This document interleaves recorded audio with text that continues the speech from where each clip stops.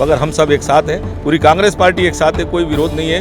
क्यों? क्योंकि अब हमारी स्थिति पाने की है और उनकी स्थिति खोने की है। बवंडर तो वहाँ मचा हुआ है। कोई नहीं है खिलाफ, सब साथ हैं, देखने वाले तेरी आंखों में दरार क्यों है। जो भ्रष्टाचार, जो करप्शन, जो लूट और जो खंडवा को बदतर से बदतर हालत में ले जाकर छोड़ दिया गया है, हम उसको बेहतर करने की कोशिश करेंगे।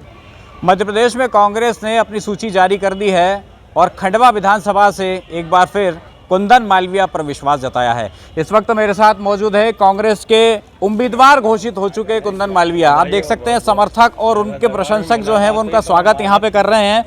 मैं आपसे जानना चाहूँगा, फिर से पार्टी ने आपके ऊपर विश्वास जताया है, अब ये बड़ी चुनौती है कि पार्टी के विश्वास पर खरा उतरना है। कैसे खरा उतरेंगे, क्या कुछ तैयारी है? बिल्कुल, चुनौती तो हर समय होती है और उस चुनौती को मैं स्वीकार भी कर रहा हूँ।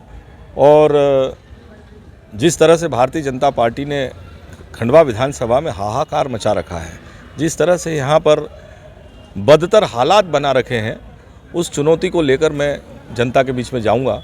और मैं सबसे पहले आपके माध्यम से पार्टी हाईकमान को, माननीय खड़गे साहब को, सोनिया जी को, राहुल जी को, कमलनाथ जी को, दिग्विजय सिंह जी को, अरुण यादव जी को, तमाम बड़े नेताओं को मैं धन्यवाद देना चाहता हूं, आभार व्यक्त करता हूं उनके प्रति कि उन्होंने मुझ पर दोबारा भरोसा किया और खंडवा की जनता के बीच में मुझे जनादेश लेने के लिए भेजा है। 18 का चुनाव भले आप हार गए थे, लेकिन सरकार कांग्रेस की आई थी और उस 15-16 महीने के कार्यकाल में आपने लोगों को लेकर के जो भी काम करने थे वो काफ़ी काम किए। कैसे भुनाएंगे उन सारे कामों को? प्रतीक जी, ये बहुत अच्छी बात आपने पूछी है। मैं इसके बारे में सिर्फ इतना ही कहना चाहता हूँ कि जो 15 महीने का समय हमको मिला वो तकरीबन 15 साल बाद मिला था। और 15 साल बाद हमारे पास अपेक्षाओं की इतनी बड़ी तादाद थी कि मैं जब सुबह नींद में होता था तो 5 बजे 6 बजे लोगों का मेरे पास आना चालू हो जाता था। मैं परेशान हो गया था, मुझे ऐसा लगता था कि मैं चुनाव हारा कि जीता, लेकिन मैंने कभी किसी की उम्मीदों को टूटने नहीं दिया। ये कोशिश की कि हर व्यक्ति के लिए जो वो चाहता है उस तरीके से कुछ ना कुछ हो, और उस कोशिश में हम बहुत हद तक कामयाब रहे। खंडवा के लिए कोई बहुत बड़ी सौगात लाने में भले ही सफल ना रहे हों, लेकिन उन तमाम योजनाओं को बनाकर हमने तैयार कर लिया था, और जब वो ज़मीन पर आती उससे पहले हमारी सरकार चोरी कर ली गई और हम उस वजह से इन चीज़ों से महरूम हो गए, दूर रह गए। लेकिन इस बार हमारी सरकार बनेगी, पूरे 5 साल के लिए बनेगी, माननीय कमलनाथ जी के नेतृत्व में बनेगी।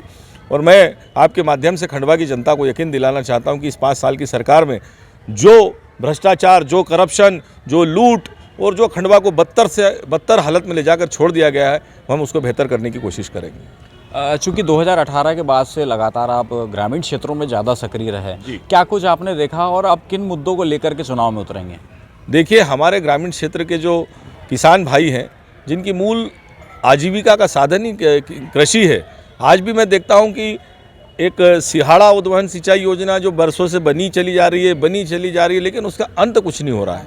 एक योजना छेगांव माखन उद्वहन के नाम से चल रही है, जो यहाँ कोरगला के पास आके रुक जाती है। उस मामले में मैं अपने ग्रामीण कार्यकर्ता और किसान भाइयों को ये कहना चाहता हूँ कि मेरे मन में एक ख्याल था, जो पिछली सरकार के दौरान मैंने कमलनाथ जी के सामने प्रपोजल रखा था, उसके बारे में जब विस्तार से कोई बात आगे बढ़ती उससे पहले सरकार चली गई। बहरहाल मैं आपको ये बताना चाहता हूँ कि ये दोनों जो योजनाएं हैं, अगर इन दोनों योजनाओं की रिंग बनाकर जोड़ दिया जाए तो मैं समझता हूं कि खंडवा विधानसभा का ग्रामीण क्षेत्र पूरी तरह से सिंचित हो जाएगा और बहुत अच्छा माहौल रहेगा। लेकिन ग्रामीण क्षेत्रों में इसके अलावा जो दूसरी परेशानियां हैं, जो हमारे विधायक हैं देवेंद्र वर्मा, उन्होंने जिस तरह से ग्रामीण क्षेत्रों में भ्रष्टाचार फैला रखा है, जिस तरह से ग्रामीण कृषकों की ज़मीनों को हड़पने का काम कर रखा, आपने देखा होगा अभी हाल ही में एक मामला हुआ है। ये मामला केवल सामने आया है, लेकिन जो दबे छुपे मामले हैं वो तमाम मामले हम सामने लाएंगे।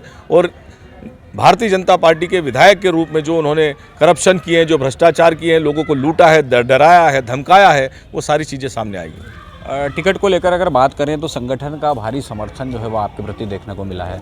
क्या मानते हैं कि चुनाव जब चलेगा तो जो बड़े नेता हैं, कांग्रेस के बड़े लीडर्स हैं, वो यहाँ आएंगे? बिल्कुल, संगठन का साथ। और एक और सवाल था जिसके लिए मैं आज सुबह से उसको शेयर तो नहीं कहूँगा, एक तुकबंदी जरूर है जो पता नहीं क्यों मुझे मौजूद लगती है। मैं कहना चाहता हूँ आपके माध्यम से सभी को दी है, आपको भी बता दूँ कि कोई नहीं है खिलाफ, सब साथ है। कोई नहीं है खिलाफ, सब साथ हैं, देखने वाले तेरी आंखों में दरार क्यों है। सवाल इस बात का है कि दृष्टिकोण की बात है, वो उधर से क्या देखते हैं, मगर हम सब एक साथ हैं, पूरी कांग्रेस पार्टी एक साथ है, कोई विरोध नहीं है। क्यों? क्योंकि अब हमारी स्थिति पाने की है और उनकी स्थिति खोने की है। बवंडर तो वहाँ मचा हुआ है, उनके विधायक जिनको घर बैठे टिकट मिलती थी वो 100 गाड़ियां भरकर भोपाल और दिल्ली की सड़कें नाप रहे हैं, तो उसके बाद मुझे और कुछ कहने की ज़रूरत नहीं है।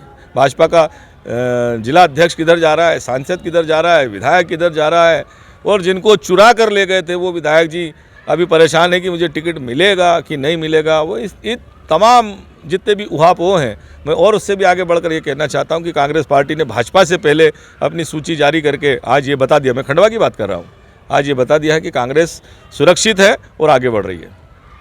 तो ये थे कांग्रेस के उम्मीदवार कुंदन मालवीया, जो पुनः टिकट मिलने के बाद उत्साह और उमंग से लबरेज दिखाई दे रहे हैं। अब देखना यह होगा कि आगामी चुनाव का जो पूरा दौर चलेगा और इस चुनावी समर में और क्या कुछ देखने को मिलता है, देखते रहिएगा IBC 24। प्रतीक मिश्रा, IBC 24, खंडवा।